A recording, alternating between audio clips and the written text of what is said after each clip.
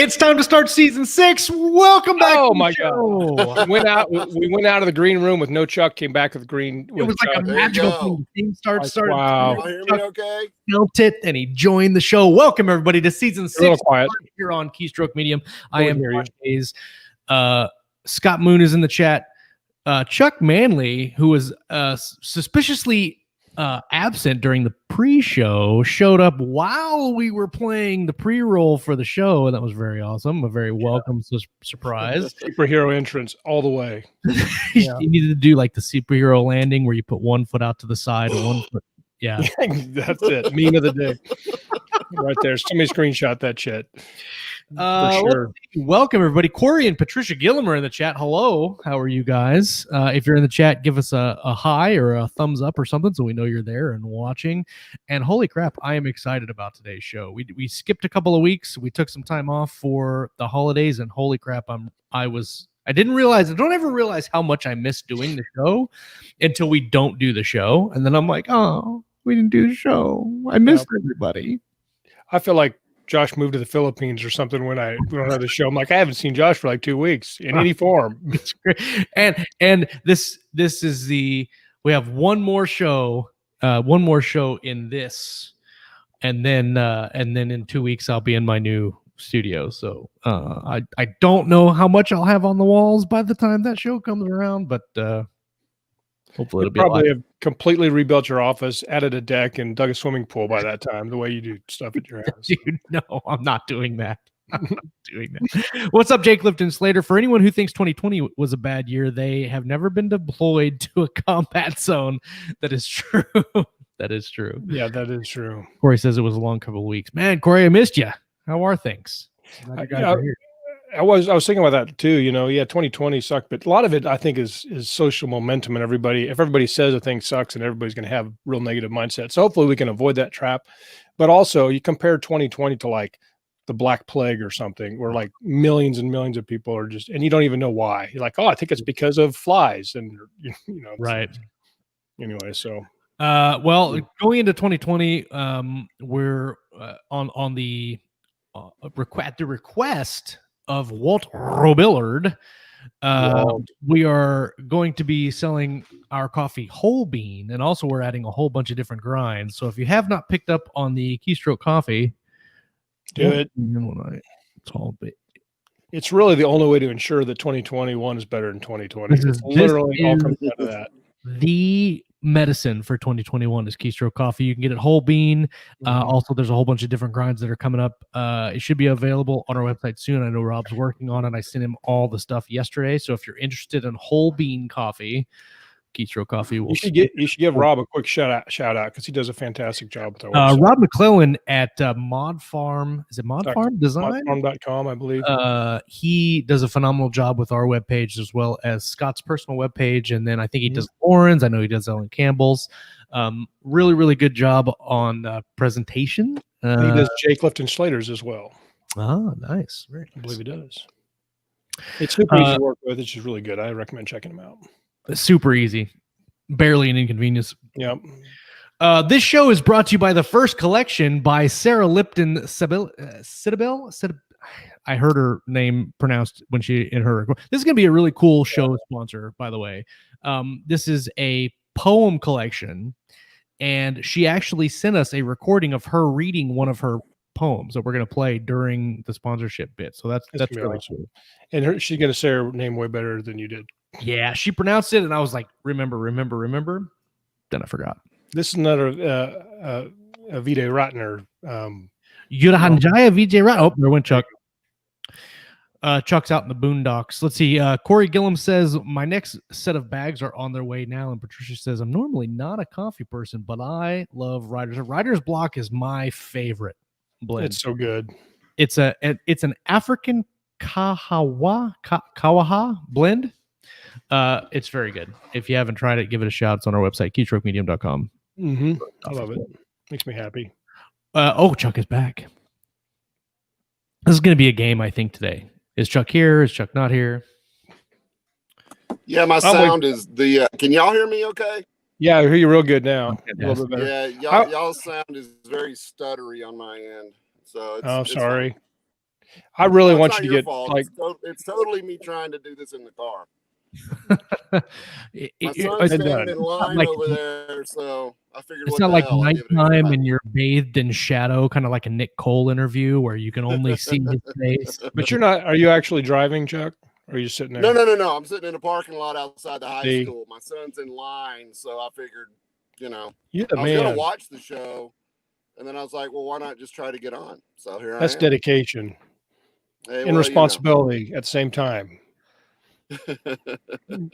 Charlie Dunn says, "Hey, from Florida." Nice. It's way far away today. Tomorrow he'll be here from Washington State. Uh, He does some driving. Nathan Petal says, "Chuck, I thought you only existed in an office like the other two. No, Yep. Chuck is the only one of us three that actually get out during the day." No, I get out and terrorize the world from time to time. Yep, we're all grown in a lab. Actually, this let's is be my honest. office. Sometimes I'll bring my laptop and just set it right here. I've done a Between my lot of belly writing and the in steering cars. wheel, it's a nice little. Mhm. They Yep. actually make a tray that I had when I was an officer that you turn your wheel upside down and put this tray. It latches onto the bottom of your wheel and it's like a desk. You can put your keyboard and laptop right on it and just type. on the screen. Really? Yep. Bought it off Amazon. It was like, I don't know, That's 20 bucks or cool. something. It was really sturdy, like really like heavy duty material. And just you hook it on, stays there, doesn't come off. You're golden. We're going to be talking a lot about 2021 Sweet. and what we have planned for 2021 this year. We're actually heading back to our roots in season 6. We have a lot of kick-ass interviews lined up already. I did a whole bunch of crap ton of work yesterday, and I think I got almost every week scheduled through March. I'm going to pat myself on the back because I don't ever do that. I'm turning into Lauren. I've decided this year I'm going to patting you on the back. Yes, thank you. Yes. She's a good Scratch. influence. Lauren is a huge influence, and when you look at the schedule on the calendar, hers is like listed all the way through like 2024. She's got stuff lined up. Yep. So I'm trying to It's important for us to have role models. funnel my inner Lauren. Let's see. Scott McGlasson says, "Why do you have to turn the steering wheel upside down?" Right, in a what? different shape? Well, so when you turn there's not enough room for the little. It's like a hook deal. When it's right side up, there's not enough room for the hook to go in there. So you got to turn it upside down so you get the big opening and then right in there. So you can't drive while you have it attached. Just I mean, check. you can. It's yeah. like the what's that thing they used to put in cars back in the 80s? The bar. Oh, the club. The club. Yeah, the club. Yeah. It's like that. It's going to be like smacking the crap out of your legs when you turn it. I think Chuck just got pulled out of his car by police investigating suspicious character at the high school. All right, so let's talk about what we've been up to this week, and then we'll get into a whole bunch of other stuff. This week has been phenomenal for me, despite having to move and pack and all that stuff. My writing life has been really, really cool. I finished Blood and Steel, the first Tranquility book. Clap for myself. Finished it finally. I had a little trouble with the ending. I like having huge, like big, impactful endings, especially in a book like this, where I want it to be really, really fun and exciting. And so I took a couple of days and worked on that. Ended up with about a 6,300 word final fight between the good guys and the bad guys, and had a couple of good resolutions, and I, honestly, I think it's a really good book. It's longer than anything else I've written so far. It's about 118,000 words. Wowzers. Devin put a lot of good work into it. I added some stuff to it. We've got the cover, which we're not releasing just yet, but it's really, really cool. I've seen it. Yeah, the people that are in the know have seen it. And it's one of my favorite covers so far. It might be almost as good as I really love Stryker's War cover. That the cover for Stryker's War. I think the orange and red and green kind of make the whole. It's one of those things. It's thematically perfect. You know, it's balanced. It hits a genre. Awesome. It's unique, but it's identifiable. I mean, Stryker's War, they did a fantastic job with that cover for sure. So anyway, I finished Tranquility, sent that off to the editor. We actually have a couple of betas that signed up to read it. If you're interested in reading the beta, you can send me an email. And hopefully that'll be to the editor here in a couple of weeks. I have this morning, which this is one of my cool things that this year I am 100% dedicated to getting more words out and upping my productivity and really kind of slamming as hard as I can. Last year I fell apart, didn't do nearly as much as what I wanted to do. And so I'm making a conscious effort to change that this year. And already today before the show, I got 1,700 words written on a short story that will be in the We Dare 3 anthology that Jamie Ibsen is doing through Chris Kennedy Press. And Casey and I wrote a short story, well, 2 short stories like last year in the first We Dare anthology. And it was, they were mirrored stories, kind of like what you and I have done, Scott, where we kind of write 2 halves of the same story and you get cool stories separately, but together they make a bigger whole. That was one of my favorite, it's definitely one of my favorite short stories ever. And extra long. It's practically its own book. We should just publish it on our own. Both of our stories were like 175% longer than the requirements for the anthology, but they let us go anyway. Yeah, it's great because if you look at it, we're like all the other stories are like 8,000 words, and our story is like 25,000 words. I'm like, each. No, yeah, together, I guess. Yeah. So yeah, worked on that. The words are flowing ridiculously fast on this story. I love the character. I'm writing it in first person, and he's a very kind of confident and snarky character, which are they're some of my favorite characters to write. And because it's the first person, I can use some really cool prose, and I don't have to be so straightforward. And it's really fun. He's not quite a cyborg, but he's definitely cybernetically enhanced, and he's got what's called a chameleon suit, which is kind of a bio nano polymer suit that enhances strength and all that stuff. And right now he's in the middle of fighting like 5 guys at once, and he just broke some dude's nose, and it's really fun. Anyway, that's what I'm working on today. I started a writing journal. It's not really a writing journal, but it is kind of where I'm not like journaling in it. But I have like story notes, and every day I try to write like my goals for that day. Like for instance, today, I'm aiming for 4,000 words today. And wrote down I'm working on my We Dare book, and then another book that I have planned for this year. It's helped me a lot to kind of keep track of that stuff, kind of like the word tracker. We've got our 2021 Keystroke Rhymo sheet up and running, and we've got several people adding their words to that. And if you are not on that sheet and you would like to be, send me an email at keystroke.medium@gmail.com, or send me just a message on Facebook with your email, and I can add you to the list. It's not a public link because I don't want a whole bunch of people on the interwebs jumping in and deleting everybody's stuff. Well, when it's super open, a bunch of people get on the list, but then they never post anything, so it doesn't really help. It doesn't help.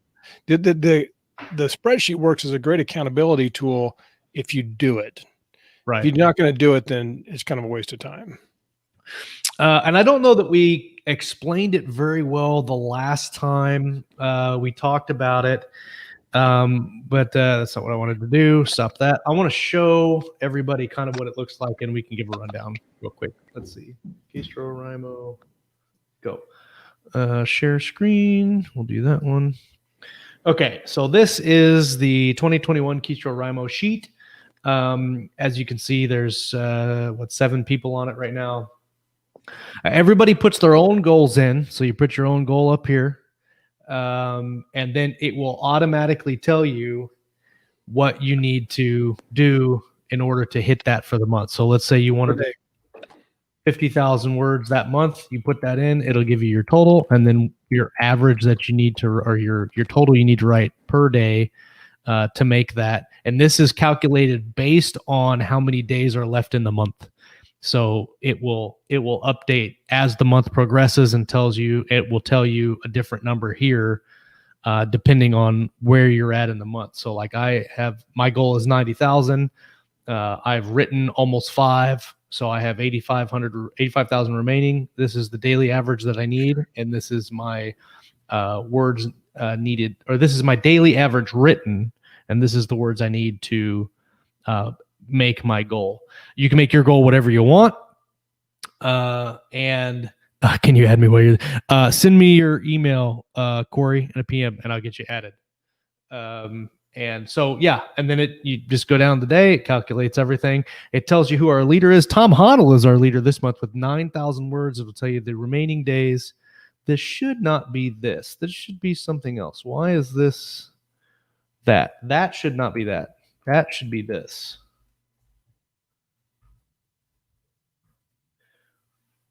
Wonder why that was changed. If you're on the I want you to be, no, that's not what I want. Stop it. This is some preemptive editing on the show. Where? Oh, here it is. More formats, more dates and times, and I want you. There we go. No, it's there. So there we go. That's our spreadsheet. And then over here, it'll tell you the group total. So almost 40,000 words this month for the group, 9,000, almost 10,000 words average a day. And our goal for this month is 645,000 words. So that's pretty cool. If you're interested, like I said, just shoot me an email or PM me your email address. Excel people always get it. That's true. Let's see. Jeffrey Haskell says, first stroke of luck all year. And no, I'm not moving to Tahiti, although I would not be opposed to it. Corey Gillum says it's the year of valor. That is true. That is very true. So that's pretty much all I have going on. I'm doing some notes for my military fantasy book that I don't have a title for yet. And I'm doing some interesting things, something that I don't know that I've done before in my outlining process, but something that's really interesting is that I'm, instead of going chronologically as I think through the story, I think of events that would be cool later on, put that in, and then backtrack to that event, and it helps me fill out the scenes that I need to get to where I want. And so when I'm drafting, I already know, like I can seed that stuff in, but also when I'm outlining, I can go back and go, okay, to get to here, what do we need to do? And then just kind of slide those scenes in as I'm doing the planning process. It was really fun. I don't know that I've consciously ever done that before, but that's what I'm trying to do this year. A lot of times I'll get to like where the climax is about to start and then not want to go any further because I don't want to ruin it, or I don't have a good idea for it or whatever. But this time I've just kind of gone through and gone from beginning to end and then kind of looked and gone, what are the cool things that I want to do? So I don't know, maybe I'll share that at some point during the season, but show how it looks. Anyway, that's up for me, man. It's already 20 minutes in. Scott, what are you up to this week, man? You're muted. Oh, here. I unmuted you. All right, unmute. They guess? I'm muted. Oh, I'm back. I got you. Now you're back. Okay. I had muted myself. I think I was coughing or something, but now I'm trying to mute myself because yesterday I was looking at trucks for no reason at all. And I actually looked on an app to try and find some prices. And now I've been getting phone calls and text messages and laser drone spam like every day. I swear to God, I was driving back from the gym and there's a group of salesmen running behind my car. We want to sell you a truck. So have you been reached recently about your car's extended warranty? Yeah, exactly. So that's kind of my own fault because I was like, well, I'll just cancel out of it. Well, I didn't. The thing is it was more of a national kind of ad service that probably a bunch of different dealerships all link into. Yep. And so when you opt into something like that, you just get bombarded by every dealership in town. And it's just kind of, it's super crazy, because the short version of this is that every now and then we're like, we need to, my car is 14 years old. So, and Jen and I took a trip just by ourselves for our anniversary last fall, and she was a trooper, because I know she was really uncomfortable, because it rides, it's a Toyota FJ Cruiser, which is kind of like a Jeep, right? Super rough. It's kind of loud on the highway and stuff. So we're always thinking, well, what if we finally got you a new vehicle and we went on a family trip for spring break? And so then we'll start looking for vehicles. Nice. And I thought, and Josh, you guys have a Suburban. I'm like, maybe we need a Suburban or a Tahoe or something for the ultimate comfort ride for the whole group. And so I look at them and I find a used one, and then I look at the new ones, and then I fall on the floor and go into convulsions for a couple of hours. Oh man. Yeah. Dude, when we first bought it, and we have a Suburban now, we had a Tahoe before, and we first bought the Tahoe, we bought it used. And even still buying it used, we were like, holy crap. I found that we bought a vehicle a while back at CarMax, and it was nice because like they did your tags for you and everything. I was like, this is awesome. I love it. And so I found one there. It was like 9,000 miles, super low miles, used, but it was still $55,000, which is like the price of literally my first house I ever bought. Right. Like, yay, great. Nice. It's crazy, man. It's crazy how expensive, like when you get into like trucks and SUVs, because I'm a truck guy, right? And so like I look at a truck payment and go, 35 grand is really cheap for a truck nowadays. But for a car, 35 grand will get you like, I get you a lot of cars. Everything. Yeah. Yeah. Well, I one of the emails I got this morning, it listed 2021 Tahoes, and the price range was $70,000 to $83,000. I'm like, I just don't know if I can drive a vehicle that much. We have to live in it. Yeah. There was a truck that was at Luber's the last time we went. It was a Chevy 2500. It was loaded. And it was like, I don't know, it was like 82 grand or something like that. It was ridiculous. So, but people are closer than they appear. Yeah, exactly. Right. Exactly. I need to have some flashbangs I can just throw out. That's right. I'm gonna get a paintball gun. And I'll jump out and just hose them down. Get right back. Stay back. I don't know how I got onto that horrible tangent, but so this week I've been trying to get a good start on the year. I got my words. I set a goal, 3,000 words a day. I didn't hit it, but I've been doing massive revisions. So I've finished, I think it might've been it was actually still in December. I finished Orphan Wars 1, which is a long book that I'm doing with Jeff Chaney. It came out 105,000 words. Nice. It's like 30 or 40,000 words in most of the Reaper books. And, because Reaper was like 75 grand. Yeah, it's right. They're between 65 and 75 each time. Usually about 72 is the average. So that's not bad. But as I was writing that, I was cruising along. I was almost done. And I was like, holy shit, I wrote this chapter twice. And it was almost the same, but not quite. And so I had to cut most of it out. And so I lost a bunch of words in the last couple of days. And I got that worked out. And then I moved over to my personal solo project, Departure Day, which is the 4th alien invasion book that I'm doing.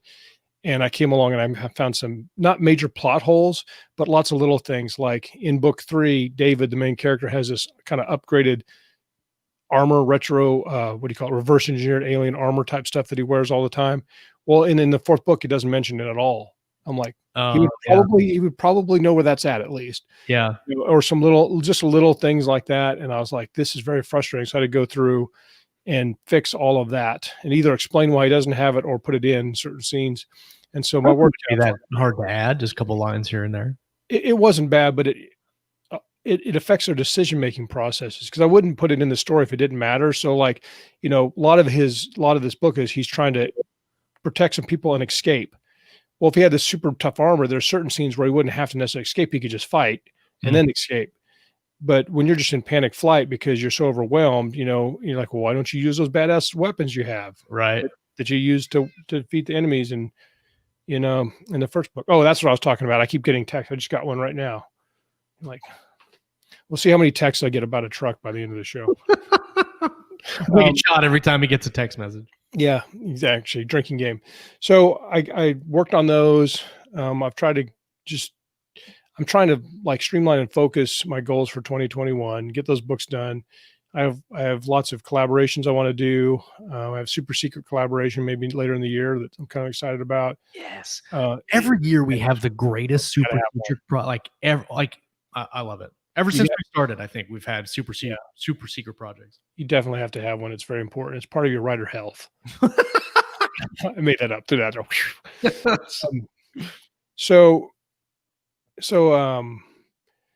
But then, like I said, I made a new spreadsheet from personal spreadsheet with lots of things on it. A lot of those I haven't touched, but they're not critical. The main thing, like you said, Josh, is getting my word counts done, doing things I think are important for a professional writer. Like I'm paying more attention to my own marketing. I have a better spreadsheet tracking daily of my own expenses as far as ads, yes or no. Sometimes I run none, sometimes I run some, and they're very small. I for my personal stuff, not my collaborations, I run a very modest advertising budget.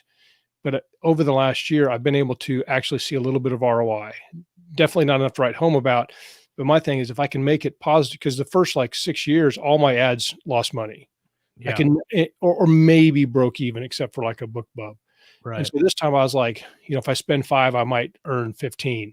So a $10 profit. And that's not enough. That's not a ton of money. But the thing is, if I can learn to do that with this tiny amount of budget I have available for it, can I eventually kind of up my game as I get a longer series that's catching on and it needs a little bit more love and is worth investing more money and time? Can I learn that part of a writer's career? So I'm working on that. I'm trying to be more consistent with my newsletter because everybody knows it's not a bad thing to do. And, I just have not been I figure if I make it a routine, it won't be such a big deal. Cause really it only takes me about 30 to 45 minutes a week to write my newsletter if I write a good one. Right.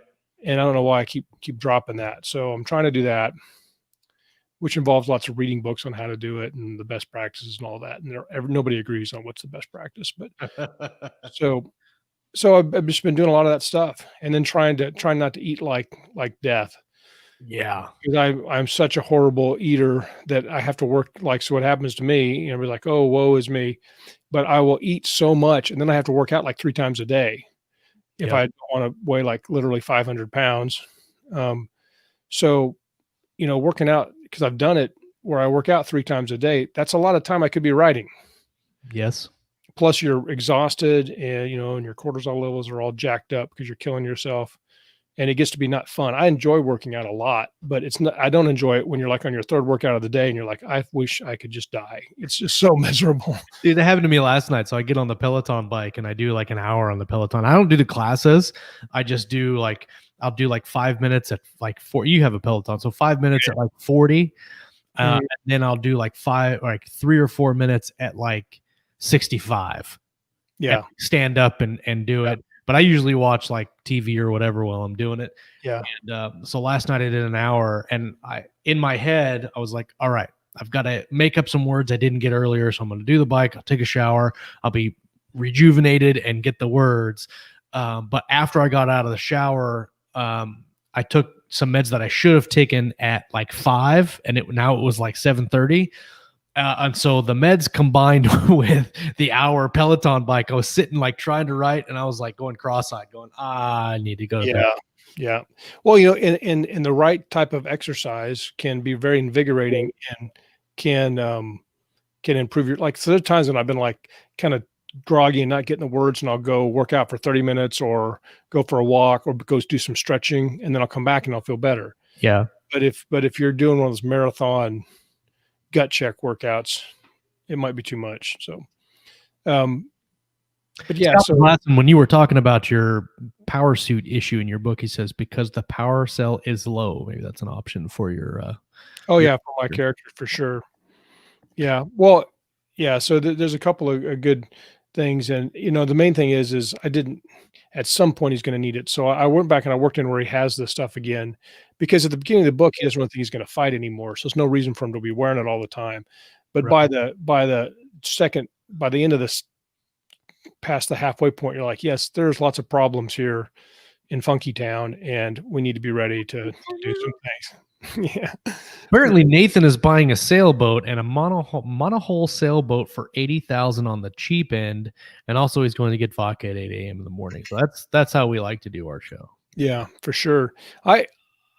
We sailed, in Kansas when I was a kid. My dad bought a little 2-person sailboat, and we went to Scott Lake, which is near Scott City, Kansas. If you've ever been there, whoever's there, I think you should move there just on general principle. I know I should. Well, it was like 40 minutes from Garden City where I grew up, but it's a super small town. They have like 3 cops, and it's great.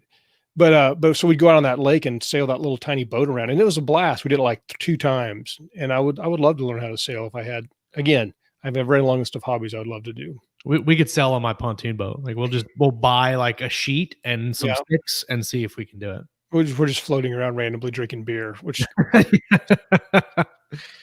All right. Well, let's do the show sponsor real quick, and then we'll talk about stuff we're going to do this year to kind of stay motivated. Chuck says, "Sorry, I couldn't make it on my phone. Curse you, Chuck. You're fired." Jeff says it happens to me all the time. Before dinner, I'm going to make dinner for the fam and then knock out 1,000 words. After dinner, kill me now. Yeah, 100%. I just want to die or sleep for 20 years. Yeah. Okay, so let me do this. We're gonna have this is a one of a kind collector's edition right here. So hopefully this works. It worked in the pre-show. We'll share that and then do this and got it, and then we'll play, and hopefully the sound will come through. This is the 1970s by Sarah Lipton, and her last name. I'm gonna mess it up, so I'm not even gonna say it. Play. The 1970s. Platform shoes, long hair and flares, tank tops, maxi skirts and bright shirts. Slade, Sweet and T-Rex topped the charts, as well as the Carpenters, Mud and Gary Glitter. People didn't seem to have a care. But then there was the 3-day week. Britain joined the EEC. Some felt this shouldn't be the path that the country followed. Decimalisation changed the currency. Heath clashed with the miners and they went on strike. Bombs were exploding in Northern Ireland. And the USA was still in Vietnam, wanting her to become like Uncle Sam. Nixon was disgraced by Watergate, was replaced by Gerald Ford, and the Cold War was abated by détente. Love Story was on at the cinema. New faces made unknowns into stars, and Shaft was a TV hero. Muhammad Ali won many fights, and he talked on Parkinson about the Nation of Islam. At the Munich Olympics, some Israelis were shot dead, but the games continued. Nevertheless, although the Israeli tragedy was publicized greatly by television news and the press. Arthur Ashe was the first black player to win Wimbledon in 1975. Borg dominated the game in the mid and late 70s, while Olga was the prodigy of gymnastics. Her performance was filled with so much drive. The Beetle was in vogue, and so was the chopper bike.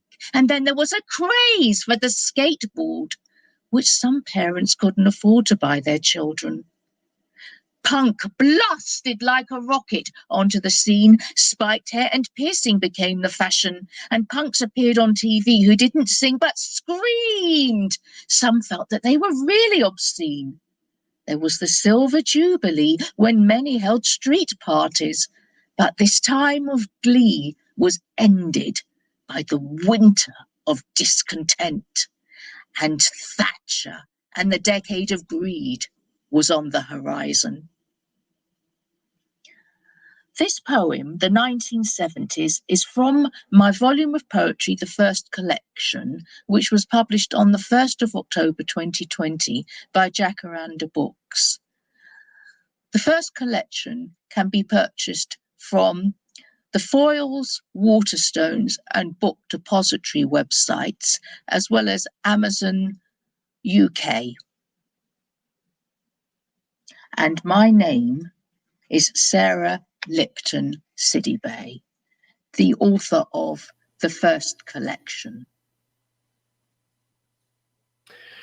And that's it. That's I think that's the first sponsorship we've ever had that had audio associated with it. But she did a fantastic job reading that poem. And Scott, you're still muted. I put the link in the chat. It's the first collection, 20 in 2020 by Sarah Lipton-Sidibeh. I said it that correctly that time. A lyrically bardic first collection from accomplished poet Sarah Lipton-Sidibeh, one of the 2020 collections by Black British writers. So if you're into poetry and you thought that was intriguing, give it a shout, give it a check out. It's on Amazon. I put the link in the chat. Sounds pretty good. She should read it, put it on ACX for audiobook. Yeah, for sure. I think maybe reading some poetry this year might be like a stretch goal for me or something, kind of broaden horizons. I've wanted to do some actual like reading before writing, like maybe in my new office, I can have like a reading chair or a couch or something. I could do some reading before I get into my writing session. I'm not sure how that would work out. Yeah, it depends. I mean, I remember there was a time when if I had like been listening to a Stephen King audiobook, like driving someplace, and I would be like just super excited to write, and I would go write something completely different.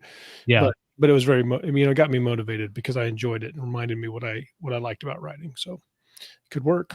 I'm listening to House right now on Audible. It's kind of I call it a docu novel because it's like a docu film, right? Like it's a true story, but it's written as a novel. Whereas like a documentary it's a film is like a docu-film, right? It's like Steve Jobs is not a documentary, it's a docu-film. Right. And anyway, I get a lot of good ideas from that. Just listening to that story, the tone and just the different, as it's a military novel, the tactics and different things that they're using. Listening to that during the day gives me some good ideas for one of the books I'm working on. Have you seen Mosul? I'm probably pronouncing it wrong. I don't think so. Mosul. But basically, it's I think Jared Hanley had recommended it someplace. It's on Netflix. It's just a movie. It's not a series, so that's nice. But it's about an Iraqi SWAT team that basically fights back after ISIS comes in and takes over their town and kills everybody. And there's a twist. They're on kind of this long mission, and they're kind of going against orders. Super intense. I definitely recommend it. It's called Mosul? Mosul. Mosul. Mosul. It's on Netflix. Yeah. It's very good, very well done. I definitely recommend that as well. But it's probably has some overlap in kind of the stuff you're reading right there, but a slightly different perspective because it's very interesting.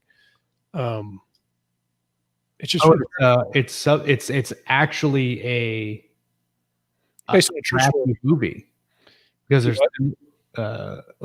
acted by presumably Iraqi actor. It has subtitles and stuff, but what I found really interesting is that, and looking for commonalities across cultures and stuff, is even though they're Iraqi police, their ideas and things they do with SWAT is very SWAT-ish. I mean, it's very SWAT. Yeah. And so just some things that you see them do and kind of the way they interact, it reminds me very much of being just on an American SWAT team. And so those things apparently SWAT is a universal language. That's what I'm saying. Interesting. Yeah. Watch that. That looks good. And there's some really good things about, if you're not familiar with like the tactics are pretty good. I mean, you can obviously criticize them, but there's like a deal where they're having this really hot firefight, and one of the teammates crosses in front, and the guy behind him just shoots him right in the back of the head because he was already shooting when the guy started moving, and you never should move in front of somebody who's shooting.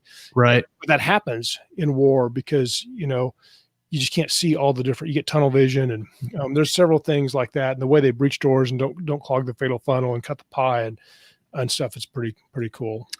There was a movie I watched, and now I can't remember what it's called. I'm going to try to find it while we're talking. It was one of the most tactically true. I don't know if that's the right term that I'm using.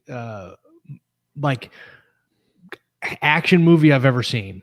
It's So when you mentioned the let's see what my stuff, when you mentioned the shooting the guy in the head as he crossed, I thought of, there's a movie, it's not going to show me, purchases and rentals, where is it? The thing about this is, it was very interesting, is because their reactions to when that happened were very believable. You know, because the guy is going on about, he moved in front of me, but nobody else knows he even did it. Right. All they know is that he died in the fight and stuff, but he's overwhelmed. He's, and everybody just, and they don't have time for that. They got to move on because they're deep in enemy territory at this point, and they've lost a lot of people already and stuff. There's a lot of things that happen in battle that aren't, it's not just you shooting. It's like, it's sounds that can really affect. Yeah. How, Den of Thieves is what it's called. I don't think I've seen it. I think it's a Gerald Butler movie. Yeah, Gerald Butler, Curtis Jackson, and Pablo Schreiber. Anyway, while they're shooting, you can see when they cross in front of each other. This is what made me think about it. When they cross in front, the dude drops his muzzle. Like you can see the actor drop the gun, and that kind of action is something you don't see in movies, or because it's something that normal people wouldn't see. That's a good example of the SWAT team thing, because not lasering your partner or lasering the person in front of you is super, it's drilled into you constantly. Probably every single time you do any type of tactical training, the SWAT team, they talk about don't laser the person in front of you. Yeah. And so you'll either drop it down. I was always taught gun down, but like the SEALs, they do gun up for some reason. Yeah. I think it's so they can they communicate with the guns up, is the way it's been explained to me. It's a long tactical discussion we probably need to have here, but it's very interesting. And so the last thing I'd like to say about that in similar movies is, when you watch them, you can pick apart their tactics, but in real life, a lot of times you use shit tactics. Yes. Because you're like, I have to go down this long, there's a scene where they're going on foot down this long, narrow kind of alleyway that's almost like a hall, because it's so narrow, and there's points of ambush everywhere, but you have to go because you got to get there. And so you do this, they kind of go in this big long line where they're all trying to cover all the angles. And you're like, that is the stupidest tactic I've ever seen, but it's the only choice. Right. And so people criticize, well, I can't believe they went through the door that way. I'm like, sometimes it's just ugly. Yeah. Sometimes you just cross your fingers and go. Which actually is a good segue in just doing the writing for this year. And that's my big push this year, is just doing it regardless of whether it's ugly or not. And like, Scott, and I've had conversations with several other people, that 2020 really kind of killed me as a writer. Because first everything happened. Well, then I got depressed about it, and I let that depression kind of rule everything that I did. And it was a huge struggle to even get the words that I did. Yes. And I started a couple of weeks ago, but really this year, really trying to focus on using my time correctly and getting the words down, and just getting any word down. And I've been doing the last couple of days where so my office is taken apart. I don't have the setup I normally have. So it's kind of a jumble, I'm not writing on the same computer that I usually write on. My computer that I work on is back there on the floor, because I needed my streaming computer to do the show. I didn't need the Mac to do the show, and so it's all blah, blah, blah. But anyway, I've been jumping back and forth this computer and my iPad Pro, which is what I do my mobile writing on.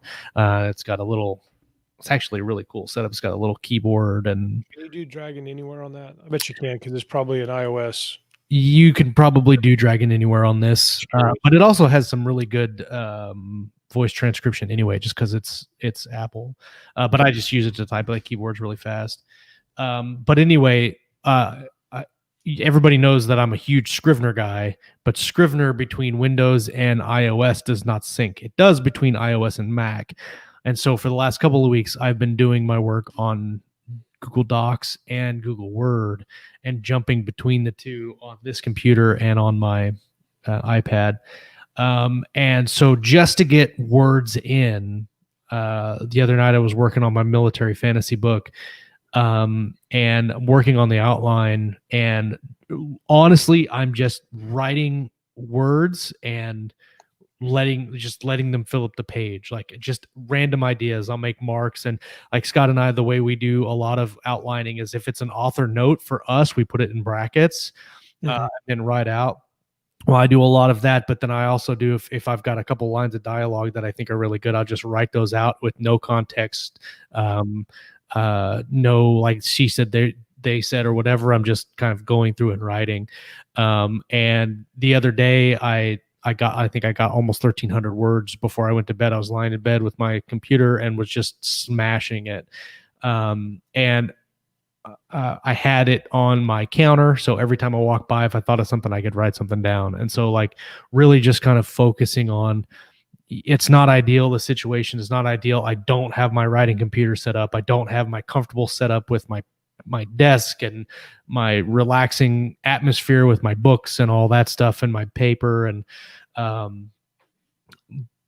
even then, still trying to smash the words. And Nathan says, what word count did you get? So 3 days ago, I got over 3,000 words, which is more words than I got in a day, almost all of last year.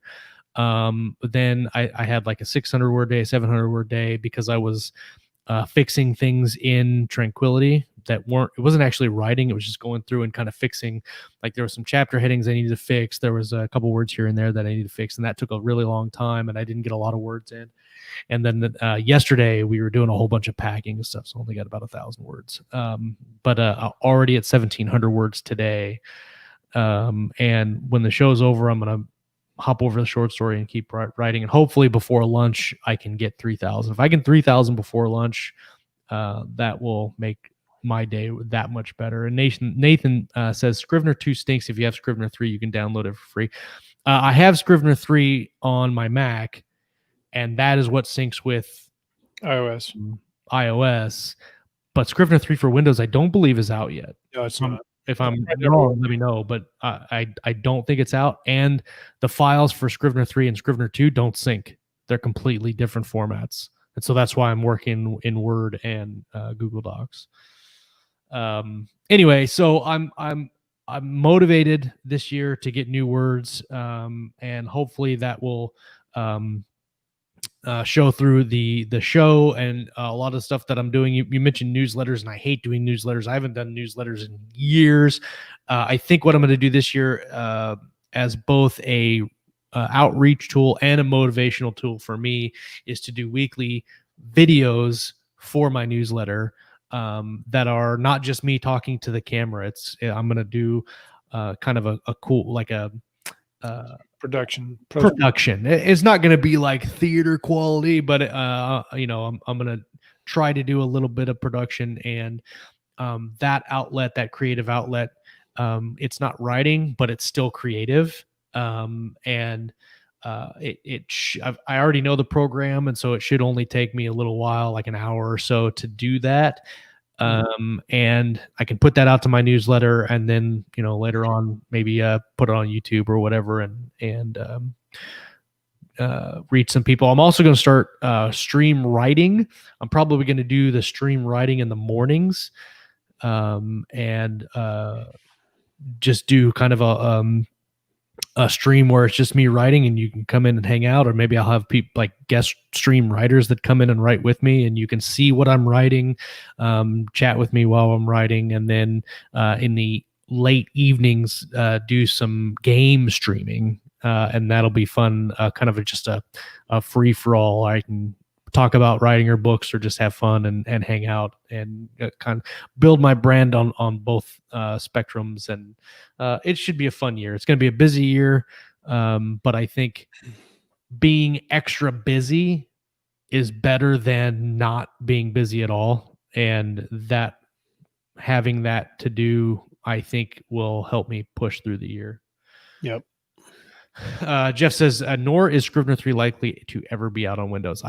If it is, it's going to be a while, that's for sure. And I don't know why. I mean, yeah, there's different programming involved, but it's weird that Mac always comes out first, and then Windows kind of gets. It started out on Mac, then didn't even have Windows. I think when it was very first done, I think it was strictly a Mac in the beginning. Yeah, added Windows, and I don't know. I used it on Windows before I ever used it on Mac, and it was good. I mean, it was difficult, like I said, and looking back at Scrivener 2 now, because I've gone back and tried it on my PC laptop I have for different stuff. And I was like, oh God, this was hell. but it's just the interface is so different. Like Yeah. ridiculously, even the compile is ridiculously but different. I do much simpler compile and stuff now. Like I used to always have like these complicated, way I wanted it to export. Now when I use Scrivener, I do it in their, you can hit no formatting basically. And it's like the default Scrivener. Oh, And so it's like, it'll be like Palantino font or something in 13, which I don't really like. But then when you export it, it just kind of takes whatever is in that doc. Like you export it to Word, it'll be in like the default document for the Word document. And then you can make all the changes at once. I don't get in there because I used to make my own headings and blah, blah, blah. Now I just very minimal changes to it. I don't try to do anything complicated because when I was using it initially, I was exporting EPUBs and Mobis to upload books but now I just use Vellum for that. yes. There's really no need. You just need a clean Word document to do Vellum, and that's it. Yep. So What about you, Scott? What are some motivating things or things maybe you're doing differently this year? there's a few things I want to do differently. We've kind of talked about some of them, but so I'll go a little bit into mindset, and I'll start with eating because it's an easy metaphor that applies to stuff. And one of the things I listened to recently talked about just making the decision in advance. And I think it applies to reading. Like I have these oatmeal bowls that I've had forever that I don't really love, but they're nutritious and all that. Yeah. And they've been in the cabinet forever. So yesterday when I worked out, I said, when I come home, I'm going to eat that bowl. And then I came home and I ate it, and I didn't fish around in the cabinet. I didn't pull myself 3 bowls of cereals. I didn't dig into the brownies that, my daughter makes that are delicious. I've already decided I'm going to make that. And so I'm going to do the same thing with my writing. Like, so if I decide I'm going to write tomorrow from 8 to 9, then I'm going to write tomorrow from 8 to 9. Yeah. That's it. Right. Nothing, and you have to be somewhat realistic when you make those decisions in advance. But I think that helps me with sticking to something. Decide in advance. If you wait until it's time, then like at night, like you say, I'm going to write tonight. Well, there's been a bunch of scientific research that says your willpower is less at night. Yeah. You start out, your strongest willpower is early in the day, and you basically use up I can't remember whether it's glycogen or whatever makes your neurons fire. You use that up throughout the day because there is an energy expenditure in thinking. And by the time you get to the end of the day, you're less likely to make a good decision. Yeah. So 100%. That's true. So if you make that decision at 11 in the morning and you get in the habit of being committed to it, like I'm going to write at 9 o'clock, and you are firmly committed to that all day, you're much more likely to do that rather than, well, we'll get to 9 and we'll see what happens. That's never going to be a good course for anybody who's trying to be productive, in my opinion. Don't wait for motivation. It's discipline. Nathan says there's lots of those things. And we talked about this a lot on our show over the last, how many years now? We're in 5 now. Well, we're starting season 6, so we've done 5 years. Yeah. But we've talked a lot about the importance of process and momentum. When you were talking about how 2020 started to go bad and then it just got worse. Yep. I think that there's something to be said for that. You don't have to knock it out of the park every day. I'm talking to everybody here, including myself, but you need to kind of keep chugging along, because when you stop, you lose momentum.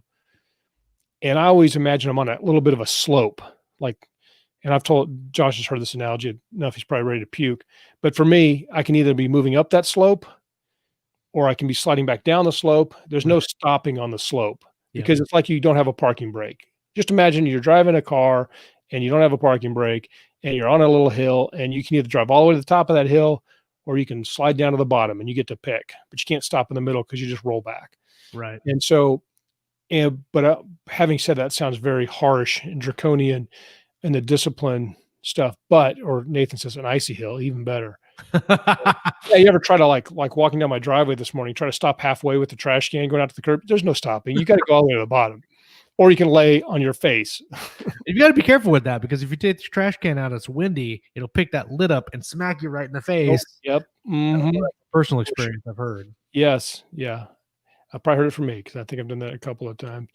But so my whole point, I guess the positive of that is, and if I'm giving advice that people are even remotely interested in hearing, is that it doesn't have to be a lot. That's why you don't have to kill it every day. Yeah. 5 days, or let's say 10 days of 500 words a day are much better for your writing habit than one day of 5,000, because you're going to go on about your life developing other habits for the other 9 days if you do it all at once in most cases. So most of the time, and that's why last year I didn't do as nearly as good as I had hoped, but I did do pretty good in getting something in the positive margin every day. And sometimes, literally, one of my days I wrote 7 words and I logged it. I was like, all right, I'm proud of those 7 words. I'm logging it. Yeah. And I did. But then whenever I had a 0-word day, I would put a 0 and make a big red block around it. I'm like, let's try not to have a whole bunch of those zeros. So I think that I'm very excited because we've talked about this a lot. Almost all my writer friends have talked about, improvements you want to make incrementally. And I think there's a lot of potential for us right now if we just stick to it and realize it takes time. Whether that's writing a book or for me losing the last 15 pounds or whatever, it's just not going to happen in one day. That's like going back to the workout analogy. I'll go in and I'll work out as hard as I can and eat great for one day and then be pissed off that I haven't seen any changes. Right. I know it's completely irrational. I get on the bike and do an hour and burn 400 calories and then go eat a dilly bar. Yeah, exactly. So, so that's kind of my goal. So what I'm trying to do, a little bit like what Josh is doing, except I'm not as technical, but I'm going to try to do my newsletter consistently. I'm going to try to make it more not story like telling a fiction story, but a little more conversational and a little less promotional most of the time. Last night I was trying to sleep, which I couldn't. And I came of course I wrote the whole newsletter in my head and I was like, this is great. This is just what I want to write. And the title was Accumulated Damage. And there's a theme for that. When I woke up, I couldn't remember any of the words. I just remember the general sense of it. Right. And so I've been working on that email, and it's more kind of a story about kind of hope and positivity and how, that's like I see, and let's just not bashing on millennials, but people in general in our society, there's become this mentality that I should never feel bad.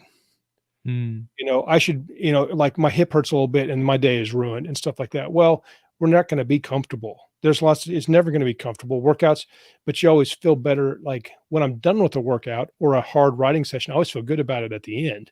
Right. I never feel bad. Like, man, I struggled all day and I wrote 5,000 words. I never go, that sucked. Right. I'm glad I got to 5. But if I don't write anything, I'm like, man, I hate myself because I didn't get those words written. Yep. And so the point is that David Goggins, if you watch him at all, he's kind of the extreme deal of that. But Joe Rogan talks about too, is like we focus way too much on being comfortable and happy. Those things are important, but you cannot maintain perfect comfort and perfect happiness 100% of the time. It doesn't happen. Right. So I just being willing to get in there and suffer a little bit for a worthwhile goal, I think is super important. And so I'm trying to get consistent, pace myself, because I tend to get pretty intense and burn myself out. But that's basically it. So I'm trying to get some of those good habits. I'm going to try to do a video blog on my own channel. You're doing the Moon Day Mondays, right?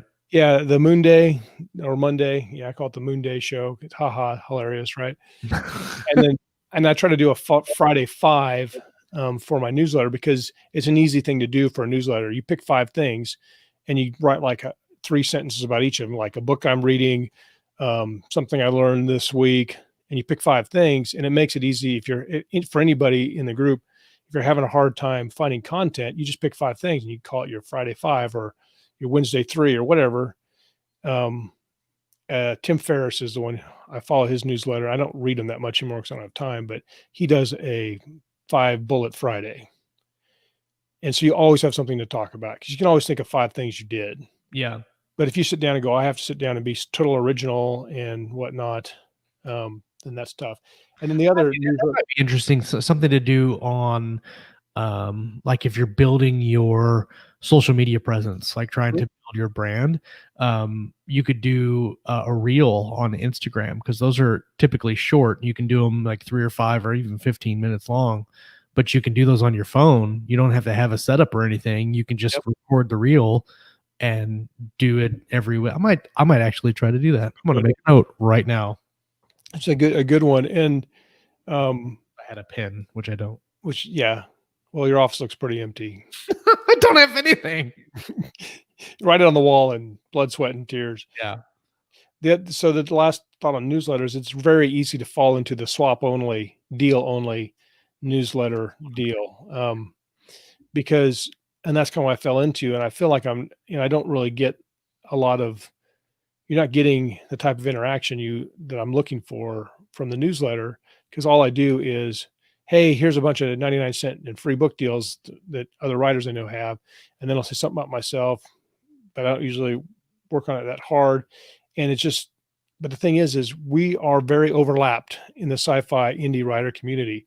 So like when I sent out a letter about Josh's book, probably Nathan and Rick and Richard Fox and Athon, everybody is sending out the newsletter saying the same thing. And we share a lot of the same fans. Right. So I think just promoting deals is not enough for a newsletter unless you keep it very short. If you don't feel like writing, my advice, if you don't feel like writing a long newsletter, don't write a long newsletter. Just send the deals. That's an option. But I'm just trying to, like I said, I'm trying to be, the only skill I really have is writing. So I might as well use that for my newsletter. We should all be great newsletter writers.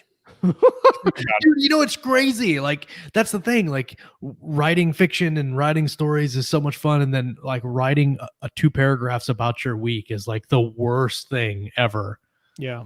And the other option is, and I've thought about it lots of times, but is writing an actual serial story for a newsletter that's newsletter exclusive. Oh yeah, that'd be cool. It would be zero monetary payback from it, and it would take a lot of work. But if it started to catch on, you would probably really be serving your subscribers very well. If they like that, that might be a great thing. But you could do like a 500 word like bit every week. There was a book years ago called How to Blog a Novel, and it was mostly for nonfiction. And basically, is you make blog posts every so often, however many times a week, and then at the end, you edit it and publish it as a book. Right there, you go. Pin. Somebody I'm making notes. Listen, if I'm making notes during my own damn show, you guys out there watching need to be taking some of this stuff. This is good stuff. Take it down. These are gems here. But yeah, so I did that with a fiction project in the earliest, probably 2014, and I did it and I tried it for a while. It became very consuming, but it's harder with fiction, I think. But you could, in theory, blog a novel and then publish it at the end. Now you're worried about somebody stealing your ideas and stuff, but I think we know by now everybody has their own ideas, hopefully. All the ideas are the same. It's interesting. Jeff Haskell says we use a computer. Rick was saying something about the 21st century. Use a computer or your phone. And Jeff said Alexa. Look, I'll take notes the way I damn well please, and I do it the old way. Just kidding. Yeah. But actually doing blogging a novel at 500 words a week really wouldn't be that difficult. Like if you had it plotted out, like this coming from a plotter, if you plotted the whole thing out and then spend a couple minutes a day here and there writing 500 words for that, it really wouldn't be that difficult. Well, at the time too, there was like almost no way to get a good book cover that was cheap enough to use. And you could do the same one every time. I'm not a fan of that. So I was spending a lot of time trying to make my own book covers and find the right stock art, which was harder to find back then, and all this stuff. And, and it was just a miss. It might've worked for somebody else. It didn't work for me at the time. Yeah. I mean, if you kind of had a fan base already and you did that, it might be a way to really get some interaction, some customer loyalty, some fan loyalty and stuff like that. Well, that's the thing when you talk about newsletter and like you're saying, like some people just send out the deals on new book releases. And when I think about newsletters, like if I very rarely open newsletters because that's 95% of the time that's what it is other authors sending out deals. But if it was entertaining, like if somebody was entertaining me, and I wanted to learn something from that author, that could be a deal maker for me. Like I would look forward to their stuff. It's like, I want to get into doing just like pre-recorded, produced shows for our YouTube channel, because a lot of people don't follow YouTube, but YouTube you subscribe and then you get the notification when somebody puts out content, and like thinking about that content in a consumer fashion. Why do I consume it? Well, it's entertaining, or I'm learning something from it, or it's motivating to me. And so I know every week I'm going to get a notification ding about whoever this is that's putting out this video, and I immediately go and watch it because I'm one of those three things. I'm entertained, or I'm educated, or I'm motivated. Sometimes all three at the same time. Yeah. And so you look at like what you want to provide to your readers. Are you just saying, hey, this book is a good book, or hey, I did some writing this week, or are you wanting to really engage? And I think that would be a really good engaging with your audience instead of just telling them what's up. That could be like a really good avenue for writers. And like you're going to have a fan base. You're going to have people that read your stuff to want to engage with you. But as you get there, like you're going to have the engagement as it grows. I would really, actually, I have several projects. I would really love to go back to do the blogging a novel or newslettering a novel. You can newsletter a novel and then publish at the end. But one of the things that kind of gave me a lot of internal resistance to the idea was, I'm writing this novel. It's not done, but it's mostly done except for editing by the time you get to the end. And what's to say how do you defend your copyright? Because it's obviously copyrighted when you create it. Yeah. But but if somebody takes it, how do you defend it? And is it even too late for that? But maybe I'm too worried about that. I don't know. I mean, what's his name? Andy Weir did it with The Martian. Yeah. I don't know that you'd have a lot of, I mean, it's there. You could see like I wrote it on this day because it was published on this day in the newsletter. So I don't know that you'd have any problems with that. Yep. Devin Ford says like an OnlyFans. No, not like an OnlyFans. I'm going to do my videos without a shirt on. That's for sure. No one wants to see that. Earlier, when you said you're doing something different with your outline, I thought, you mean you're wearing pants when you did it? No, you never wear pants when you outline. That's the whole thing. That's the whole point. Let's see. We've gone a little over, but that's okay. I had really fun talking about this stuff. And as we get into the season this year, we're gonna have a lot of good shows like this. If you have not already, subscribe to the YouTube channel. I do want to cover. We had quite a good feedback in the comments about the idea. So yeah, go for it, man. What about publishing a serialized novel to Amazon? That's what I think I was originally going to try, and that might still be something to do. Bard notices that you do have email records, that you send it out. And you also have, and then Lou says you have a lot of witnesses, people who will have it post-dated in their inboxes and things. True. Patricia said there have been issues with people publishing on Wattpad and someone compiling it and submitting it to Amazon before the original author. So I don't know much about Wattpad. I tried it briefly and was not loving it, so I don't do Wattpad. Yeah. But maybe there's a way to do it. It'd be great for a Patreon. I closed my Patreon page down because I felt I wasn't giving enough value. Yeah. So maybe that would be the way to go. That's interesting that people compiling it and putting on Amazon. I wonder how hard it would be for that author to fight that, because you have the records, and Amazon's generally quick about doing, like, if it's wrong, they're generally quick about. I mean, you're gonna have to go to court on it, and you're gonna go to court on your. I mean, realistically, a lot of books don't earn a ton of money, right? You could very easily be in the hole if you take it to, because you're going to spend thousands of dollars minimum to take it to sue somebody, probably a lot more than that if it drags out. And are you going to make $100,000 from your ebook idea? You might, but there's a really good chance you're not going to. So this thing that Nathan says, procrastination, we watch YouTube to procrastinate. And then somebody responded, Corey responded and says, I go on to watch one video and I watch 25. And yes, it's procrastination, but also it's designed that way. People are designing their videos to keep you there. Yeah. And that's when I'm thinking about this content creation and think about doing stuff for this year. Keeping people in is the whole point. Yes. So if I can keep people in and every week they're looking forward to engaging with me and growing that will only help me sell books more.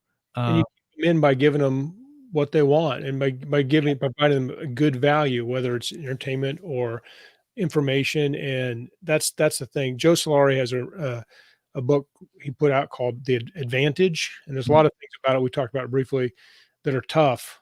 There's some tough ideas in it. And a lot of people read it may not like it because it talks about cumulative advantage, which is a hard thing to get around if you don't have it. But he talks about that a lot of our focus should be on maintaining our fans we have, rather than seeking new ones, because you want to make those fans for life. And that Gary Vee says the same thing about engaging on social media. If you put out a post on social media, but then don't engage with the people that respond to that post, you're not engaging. Like, you're putting out something and they're commenting, and obviously you can't do that if you've got a following of like 1 million people. But even if you go onto some of his posts and you see posts where he put out something and then like the first 100 people that comment have a response from Gary, he puts a lot of work into it, sure. And obviously it takes a lot of work and it takes discipline. But like you're saying, I'm going to eat this oatmeal bowl when I get home. And then you're doing this and you're like, I'm going to dedicate half an hour to respond to comments on my social media. Like that's a purposeful thing. So yeah, you can do the same thing with your leisure time too. You can say, I am not going to think about writing during this hour. 100%. When that hour's up, then the hour's up. Yep. Let's see. This year, like I said, we've got a lot of guests already lined up. Season 5 was a lot about story. We had some guests, but I think a lot of it was spent with us talking about story and different things. Season 6, we're going kind of back to having new guests every week and kind of rolling the story along the year. So next week we have Chris Kennedy, Bill Webb, and a couple other people coming on. They're going to talk about a new project from the Four Horsemen universe, or from Chris Kennedy Publishing, rather. I don't think it's in the Four Horsemen universe, something else. Next week after that, we have Rhett Bruno, and then Jeff Haskell and CC Akeke are going to come on and talk about superhero fiction. That's going to be super fun. If you've ever talked to either one of those guys on their own, phenomenal people to talk to, and like, you can't help but get motivated by talking to either one of those guys on your own. Having both on at the same time, like we might break YouTube. It's possible. There could be a time-space continuum breach or something. It's the AK equation. Yeah. 1st of February, we're going to have Stephen Red on, talk about their stuff, and Athon Books. So if you're interested in learning about Athon Books, or if you've heard about them, they've published a lot of big stuff this year. Probably should be interested in them if you're an indie, because they do a good job with people. It's one of those things where a couple of years ago, Stephen Red said, we're going to start this thing. And everybody was like, yeah, that's cool. And now they're like the biggest thing since sliced bread. And lots of people have tried to do it and not done a good job, but whatever they're doing is working. And, they're killing it for a lot of people. So we have a lot of people in, let's see, where is it? In May. This is how far I have scheduled out. I don't have all of April and March yet, but in May, we're going to have Jason Onspach and Nick Cole on the show to talk about their launch of season 2 of Galaxy's Edge, which launches on May 4th. The next book, in the first book in the second season, launches on May 4th. And they just had an announcement on their fan page that R.C. Bray is reading the next season. And everybody was really excited about that because he read the first season. And of course, if you've listened to anything that Bob does, he always does a phenomenal job. Listen to Helldivers too right now. And you're speaking of R.C. Bray. Good job for Helldivers, yeah. Mm-hmm. May the 4th, yeah. I said when Jason posted that, I said, "May the 4th be with you," and I got a lot of eye rolls because it's Star Wars, not Star Wars, but yeah, that on purpose. Let's see what's coming up for the writer's journey. Oh yeah, this Thursday is going to be big. This Thursday, the editor of DAW, Sheila Gilbert, is going to be on the show, and she's going to be doing first page feedback from people that have submitted to Lauren and Kayleen. So if you're interested in how the TradPub world looks at your stuff at all, you're not going to want to miss this show on Thursday. That's going to be a big one. And then they have a whole bunch they have planning your writing schedule a week after that and staying motivated the week after that. So the writer's journey has a lot of big stuff coming this season. Walt Robillard is still doing Coffee and Concepts on Tuesday mornings. He should be live tomorrow morning. Sometimes he's late. But if you're on YouTube's or Facebook on Tuesday mornings, look for his video. And I think we may have another couple of shows starting this year. We'll see. We have some in the pipeline that may or may not come to fruition, but if they do, they'll be awesome. So anyway, thanks for hanging out with us on this Monday on the first episode of season 6. Holy crap. Can you imagine that we've been doing this for 6 years now? Going on 6. Whatever you do, don't go back and watch the first season. Don't. Definitely. You had to like ban those off the internet. Thank you guys so much for coming and hanging out with us on live. Bard of today, Rick Partlow, Corey Gillum, Patricia Gillum, Lou. Hey, what's up, Lou? Lou Holston's in the chat. Jeff Haskell, come and hang out with us today. Thank you guys. Scott McGlasson, Jake Lifton Slater, all you people. I am eternally grateful for the time that you spend with us on Mondays. Thank you for hanging out with us. Don't forget to come back next week. We're going to talk about some reading. We're going to talk about some writing and everything in between right here on live on Keystroke Medium. Peace.